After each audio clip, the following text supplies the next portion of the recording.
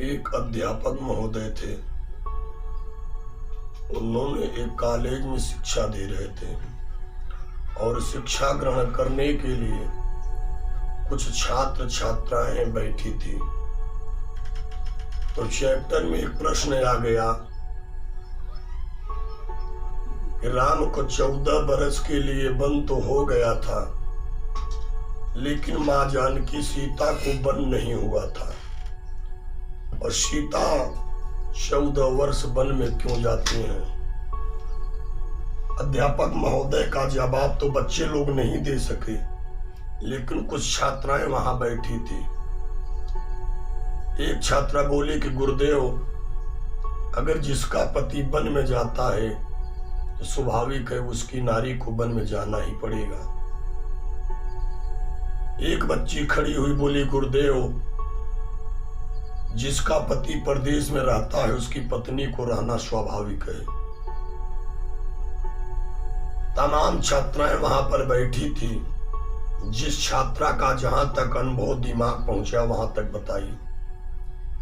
एक छात्रा उसमें बड़ी कंप्यूटर माइंड बैठी थी। वह छात्रा ने हाथ उठाई कि गुरुदेव, अब मैं बता रहा हूं कि सीता को 14 बरस वन में क्यों जाना पड़ा। गुरुदेव सोचे कि ये छात्रा बड़ी तेज रह रही है। गुरुदेव ने प्रश्न किया, बताओ बेटी, अगर राम को 14 वर्ष जाना पड़ा वन में तो सीता क्यों वन में गई? सीता को कोई वन नहीं मांगा था। कन्या खड़ी हुई बोली, गुरुदेव,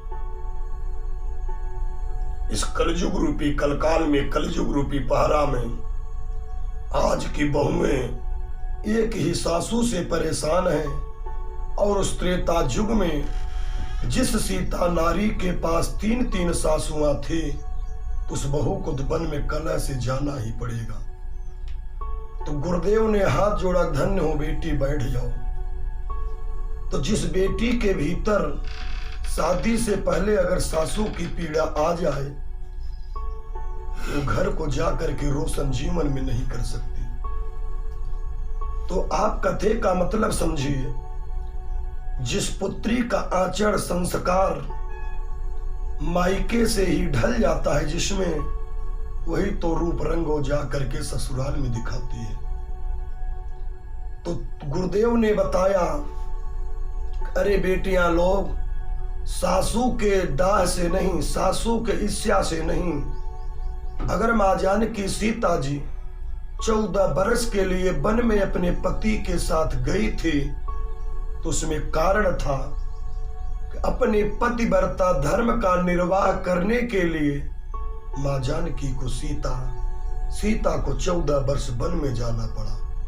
इसका भाव अर्थ यही हुआ।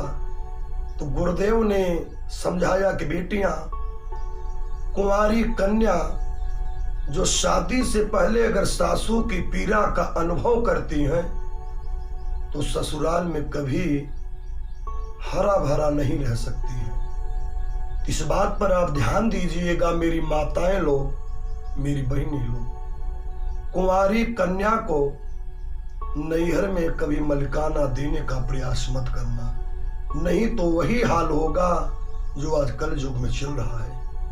अपने पुत्र और अपने पुत्री का मार्ग को बदलना है तो उन्हें शिक्षा के साथ